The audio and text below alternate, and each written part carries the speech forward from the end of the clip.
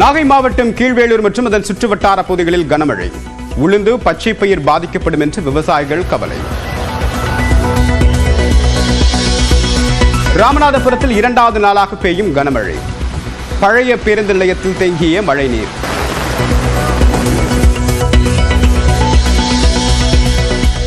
நெல்லை, கன்னியாகுமரி, தூத்துக்குடி மாவட்டங்களில் இன்று கனமழைக்கு வாய்ப்பு. வட தமிழ்நாட்டில் ஒரு சில இடங்களில் மிதமான மழை பெய்யும் என்றும் வானிலை ஆய்வு மையம் கணிப்பு. மேட்டுப்பாளையம், ஊட்டி இடையே மண் சரிவால் மலை ரயில் சேவை ரத்து. ஹில்க்ரோவ், குன்னூர் ரயில் நிலையங்கள் தண்டவாளத்தில் விழுந்த பாறை. 1 கோடி மாணவர்களில் 15 லட்சம் பேர் மட்டுமே சிபிஎஸ்இ பள்ளிகளில் படிப்பதாக அமைச்சர் அன்பில் மகேஷ் விளக்கம். 3ஆம் மொழியை மாணவர்கள் விரும்பவில்லை என்பதை காட்டுவதாகவும் அறிக்கை. தமிழ்நாட்டு மாணவர்களின் வாசிப்பு திறன் குறைந்துவிட்டதாக மத்திய அமைச்சர் நிர்மலா சீதாராமன் குற்றச்சாட்டு. அங்கீகரிக்கப்படாத தரவுகளை வைத்துக் கொண்டு தமிழ்நாட்டை தரம் தாழ்த்தி பேசுவதாக கனிமொழி எம்பி பதிலடி. திமுக மாணவரணி செயலாளராக இருந்த எழிலரசன் கொள்கை பரப்பு செயலாளராக நியமனம். திமுக மாணவரணி தலைவராக இருந்த ராஜீவ்காந்தி மாணவரணி செயலாளராக மாற்றம். திருச்செந்தூர் அருள்மிகு சுப்பிரமணிய சுவாமி திருக்கோவில் மாசி திருவிழா தேரோட்டம். மாட வீதிகளில் வலம் வரும் தேரினை வடம் பிடித்து இழுக்கும் பக்தர்கள்.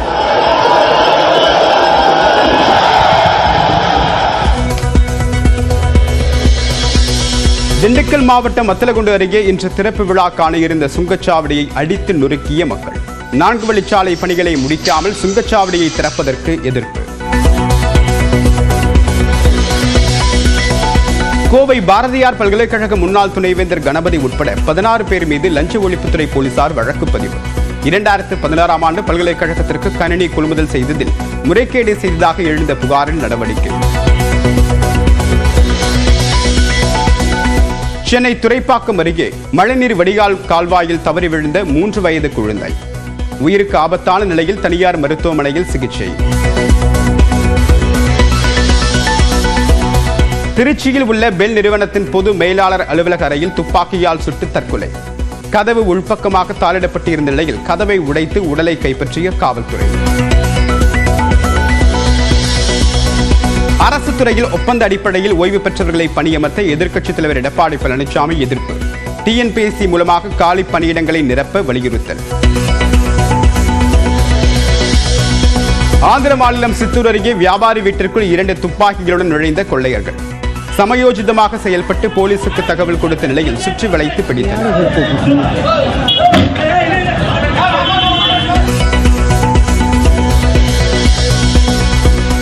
அமெரிக்காவில் டெஸ்லா கார் விற்பனையங்கள் மீது தாக்குதல் நடத்துவது உள்நாட்டு பயங்கரவாதம் என்று முத்திரை குத்தப்படும். அமெரிக்க அதிபர் டொனால்ட் ட்ரம்ப் எச்சரிக்கை. பாகிஸ்தானில் வெடிவைத்து ரயிலை கடத்திய பயங்கரவாதிகள் 350 பேர் விடுவிக்கப்பட்டதாகவும் 35 பேர் மட்டுமே பிணை கைதிகளாக இருப்பதாகவும் காவல்துறை தகவல். 48 மணி நேரத்தில் சிறையில் உள்ள தங்கள் அமைப்பினரை விடுவிக்க பலுசிஸ்தான் விடுதலை அமைப்பினர் கேடு. பாகிஸ்தான் ரயில் கடத்தல் விவகாரத்தில் இதுவரை 30 பேரை சுட்டுக் கொன்றுவிட்டதாகவும் அறிக்கை.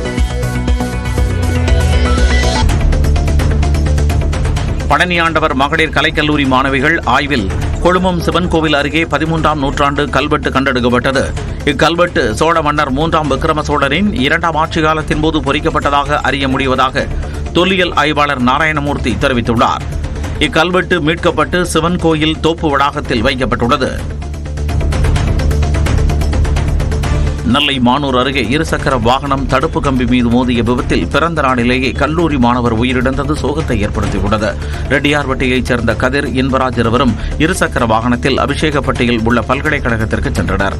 அப்போது மழை பெய்ததால் இருசக்கர வாகனத்தை ஓட்டிச் சென்ற கதிர் பாக்கெட்டில் இருந்த செல்போனை எடுத்து பாதுகாக்க முயன்றுள்ளார். இதனால் கட்டுப்பாட்டை இழந்த வாகனம் தடுப்பு சுவர் மீது மோதியது. இதில் இன்பராஜ் சம்பவ இடத்திலேயே உயிரிழந்தார். கதிர் பலத்த காயமடைந்தார்.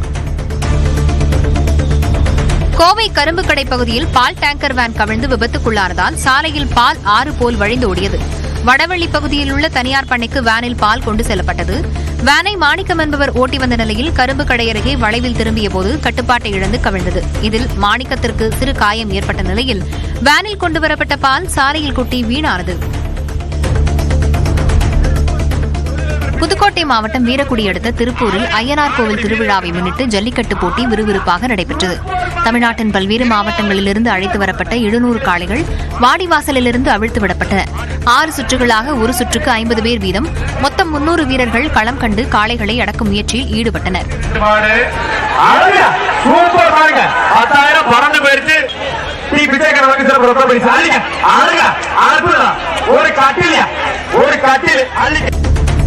திருப்பத்தூர் மாவட்டம் வாணியம்பாடி அருகே பாலாற்றில் குப்பைகள் கொட்டப்படுவதால் 6 மாசடைவதாக குற்றச்சாட்டு எழுந்துள்ளது. ஜாஃபராபாத் ஊராட்சியில் சேகரிக்கப்படும் குப்பைகள் பாலாற்றின் குறுக்கே கட்டப்பட்டுள்ள தடுப்பணைக்கு அருகிலேயே கொட்டப்படுவதாக கூறப்படுகிறது.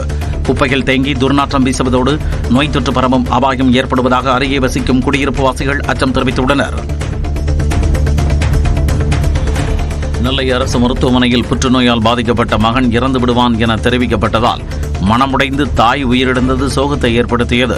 கருங்குளத்தைச் சேர்ந்த பாலகிருஷ்ணன் திருநெல்வேலி அரசு மருத்துவமனையில் சிகிச்சை பெற்று வந்தார். அவருக்கு திடீரென வலி ஏற்பட்ட நிலையில் அவரது உடல்நிலை மோசமடைந்து விட்டதையும் சில மணி நேரத்தில் இறந்து விடுவார் என்பதையும் மருத்துவர்கள் கூறினர். இதனால் ஏற்பட்ட அதிர்ச்சியில் பாலகிருஷ்ணனின் தாய் மாரியம்மாள் மயங்கி விழுந்து உயிரிழந்தார். சிறிது நேரத்தில் அவரது மகன் பாலகிருஷ்ணனும் உயிரிழந்ததால் குடும்பத்தினர் உடைந்து போயினர். கன்னியாகுமரி மாவட்டம் அருமனை அருகே குடிபோதையில் பாகன் உறங்கிவிட்ட நிலையில் சாலையோரம் நின்ற யானையால் பொதுமக்கள் அச்சமடைந்தனர். திருப்பரப்பு பகுதியைச் சேர்ந்த ராமகிருஷ்ணன் என்பவர் அனுபவா என்ற யானையை வளர்த்து வருகிறார். உத்தரங்கோடு பகுதியில் தென்னை ஓலைகளை எடுத்து வருவதற்காக யானையை ராமகிருஷ்ணன் அழைத்துச் சென்ற நிலையில் குடிபோதையில் அவர் யானை மீதே உறங்கிவிட்டார். இதனால் யானை நகராமல் ஒரே இடத்தில் நின்றதால் சாலையை கடக்க பொதுமக்கள் அஞ்சினர். தகவல் அறிந்து சென்ற வனத்துறையினர் பாகனிடம் விசாரணை நடத்தி யானையை அழைத்துச் சென்றனர். புதுக்கோட்டையில் இருந்து கொண்டுவரப்பட்ட சாமி சிலைகளை திருப்பத்தூர் அருகே கிராம மக்கள் மகிழ்ச்சியுடன் வரவேற்று கொண்டாடினர். காட்டாம்பூர் கிராமத்தில் உள்ள தர்ம புல்லணி ஐயனார் கோவில் குடமுழுக்கு விழாவை ஒட்டி 27 பரிவார தெய்வங்களின் சிலைகள் எடுத்து வரப்பட்டன. காட்டாம்பூரில் வழிநெடுகிலும் சாமி சிலைகளுக்கு கிராம மக்கள் ஆரத்தி எடுத்து வழிபாடு நடத்தினர். கோவில் அருகே வடிவமைக்கப்பட்ட குளக்கரையில் சிலைகளை இறக்கி வைத்து அபிஷேகம் செய்தனர். 48 நாட்களுக்கு பின்னர் சிலைகள் பிரதிஷ்டை செய்யப்பட உள்ளன.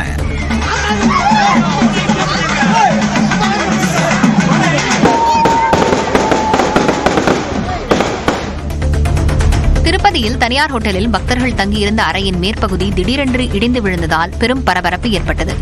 நள்ளிரவில் நிகழ்ந்த விபத்தால் ஹோட்டலில் பக்தர்கள் என்ன நடந்தது என்பதை அறியாமல் அலறி அடித்து ஓட்டம் பிடித்தனர். அலறல் சத்தம் கேட்டு மற்ற அறையில் தங்கியிருந்த பக்தர்களும் அறைகளிலிருந்து உடனே வெளியேறினர்.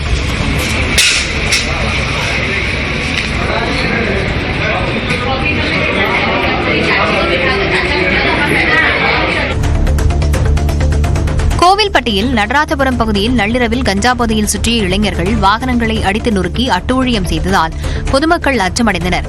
தனது வேனின் கண்ணாடியை உடைத்த அந்த கும்பலிடம் வேன் உரிமையாளர் தட்டி கேட்டதால் அவரை கத்தியால் சரமாரியாக கிழித்துவிட்டு அவர்கள் தப்பியுள்ளனர். இதுகுறித்து காவல்துறையினர் விசாரணை நடத்தி வருகின்றனர். மாசி மாத வளர்பிறை பிரதோஷத்தையொட்டி திருவண்ணாமலை அண்ணாமலையார் கோயிலில் நந்தியம்பெருமானுக்கு சிறப்பு பூஜை நடைபெற்றது. கொட்டும் மழையையும் பொருட்படுத்தாமல் பக்தர்கள் பக்தி மழையில் நனைந்தனர்.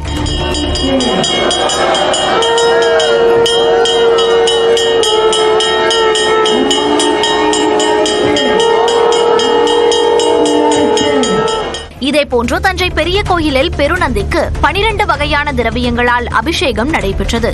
மழையில் குடைபிடித்தவாறு பக்தர்கள் சாமி தரிசனம் செய்தனர்.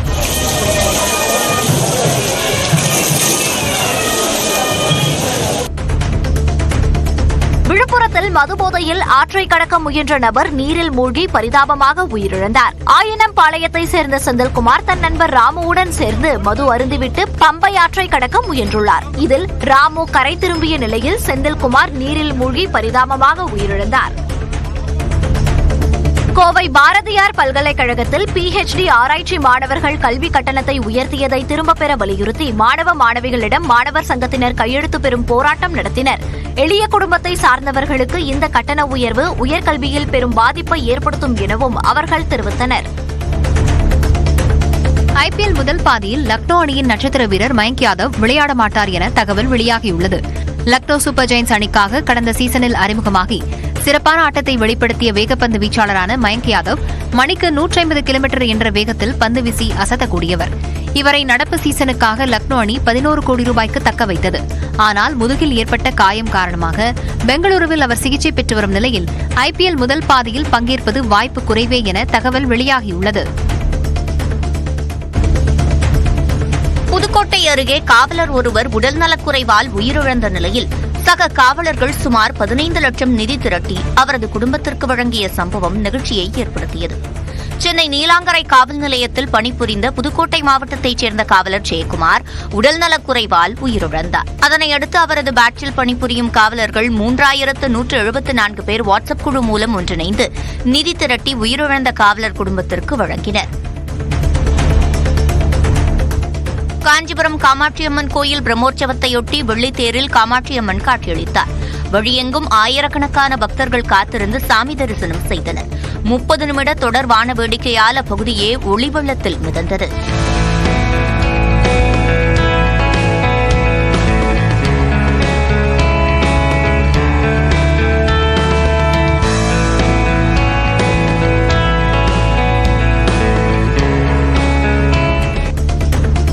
தஞ்சாவூரில் பல்வேறு கோரிக்கைகளை வலியுறுத்தி பட்டு கைத்தறி கூட்டுறவு சங்கத்தில் நெசவாளர்கள் போராட்டத்தில் ஈடுபட்டனர். அம்மாப்பேட்டை கைத்தறி பட்டு கூட்டுறவு சங்கத்தில் பட்டுப்புடவைகளின் தரத்தை ஆய்வு செய்ய வேண்டியும், சங்க உறுப்பினர்களின் சிறு சேமிப்பு தொகையை தாமதமின்றி வழங்குவது உள்ளிட்ட கோரிக்கைகளை வலியுறுத்தியும் நெசவாளர்கள் முழக்கங்கள் எழுப்பினர். திருவண்ணாமலை அண்ணாமலையார் கோயிலில் பழம்பெரும் நடிகை அனுராதா சாமி தரிசனம் செய்தார். கோயிலில் உள்ள சம்பந்த விநாயகரை தரிசனம் செய்துவிட்டு அண்ணாமலையார் உண்ணாமலை அம்மனை தரிசித்தார். கோயில் நிர்வாகம் சார்பில் அனுராதா குடும்பத்தினருக்கு பிரசாதம் வழங்கப்பட்டது. பழனியில் ரம்ஜான் நோன்பை முன்னிட்டு வீடற்றோர் இல்லத்தில் வசித்து வருபவர்களுக்கு நோன்பு கஞ்சி, புத்தாடைகள் வழங்கப்பட்டன.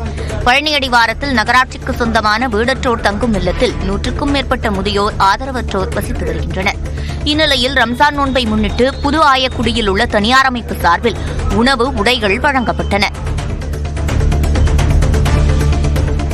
சிவகங்கை மாவட்டம் கல்லலில் சோமசுந்தரேஸ்வரர் கோவிலில் மாசி தேரோட்டம் நடைபெற்றது. பெரிய தேரில் பிரியாவிடையுடன் சுவாமியும், சிறிய தேரில் அம்மனும் எழுந்தருளியதை பக்தர்கள் தரிசித்தனர். பின்னர் மழையிலும் பக்தர்கள் தேரை வடம் பிடித்து இழுத்து 4 ரத வீதிகளில் வலம் வந்தனர்.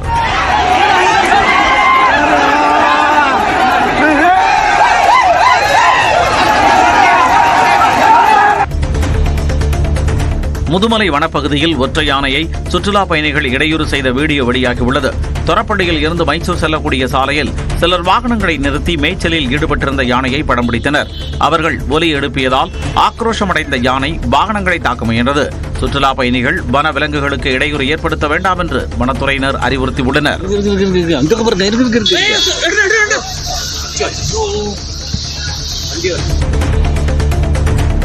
ஈரோடு மாவட்டம் குண்டேரி பள்ளம் அணையில் ஏராளமான மீன்கள் செத்து மிதந்தன. இந்த அணையில் தமிழ்நாடு மீன் வளர்ச்சிக் கழகம் சார்பில் ஜிலேபி, கட்லா உள்ளிட்ட மீன் குஞ்சுகள் விடப்பட்டு குறிப்பிட்ட நாட்களுக்கு பிறகு வலை போட்டு பிடிக்கப்பட்டு வருகின்றன. இந்த நிலையில் அணையின் ஒரு பகுதியில் ஏராளமான மீன்கள் செத்து கிடந்தன. தண்ணீரின் வெப்பநிலை அதிகரிப்பால் எதிர்ப்பு சக்தி குறைந்து மீன்கள் இறந்ததாக அதிகாரிகள் தெரிவித்தனர்.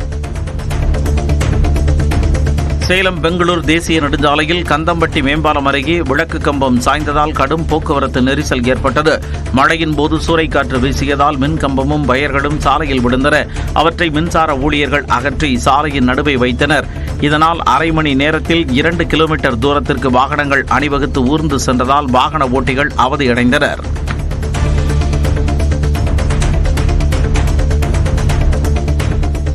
திருப்பூர் அருகே சிட்டாவில் பெயர் சேர்க்க லஞ்சம் பெற்ற விஏஓ கைது செய்யப்பட்டார். இடையர்பாளையம் பகுதியைச் சேர்ந்த விவசாயி ஒருவர் தனது நிலத்திற்கான சிட்டாவில் பெயர் சேர்ப்பதற்காக விஏஓ பிரபுவை நாடியுள்ளார்.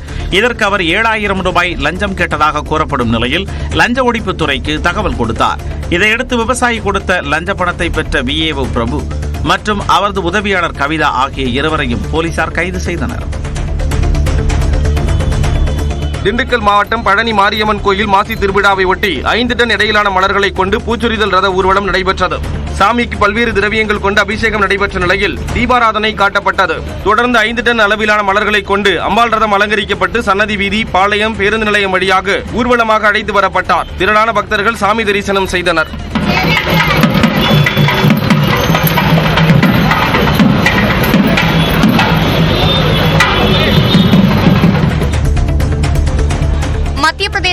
ஆளும் பாஜகவுக்கு எதிராக பொம்மை பாம்புகளை எடுத்து வந்து காங்கிரஸ் எம்எல்ஏக்கள் போராட்டத்தில் ஈடுபட்டனர். காவல்துறை உள்பட அரசு பணிகளில் சுமார் 80,000க்கும் மேற்பட்ட காலி பணியிடங்கள் உள்ளதாகவும், அதே சமயம் வேலையின்மையால் இளைஞர்கள் அவதிப்பட்டு வருவதாகவும் காங்கிரஸ் கட்சியினர் குற்றம் சாட்டி வருகின்றனர். அரசு பணியிடங்களை நிரப்பாமல் பாஜக அரசு பாம்பு போன்று கடித்து விஷத்தை கக்குவதாக குற்றம் சாட்டி எதிர்க்கட்சித் தலைவர் உமாங் சங்கர் உள்ளிட்டோர் போராட்டம் நடத்தினர். பீகாரில் தனியார் பள்ளி ஒன்றின் மீது வெடிகுண்டுகள் வீசியும் கற்கள் வீசியும் தாக்குதல் நடத்தியவர்களை காவல்துறையினர் தேடி வருகின்றனர். வைஷாலி மாவட்டத்தின் ஹாஜிபூரில் உள்ள பள்ளியின் மீது வீட்டில் தயாரிக்கப்பட்ட வெடிகுண்டுகளை 10க்கும் மேற்பட்ட நபர்கள் வீசினர். இதுகுறித்து பள்ளி உரிமையாளர் தந்த தகவலின் பேரில் வழக்கு பதிவு செய்த காவல்துறையினர் முன்விரோதம் காரணமாக தாக்குதலா என்ற கோணத்தில் விசாரணை நடத்தி வருகின்றனர்.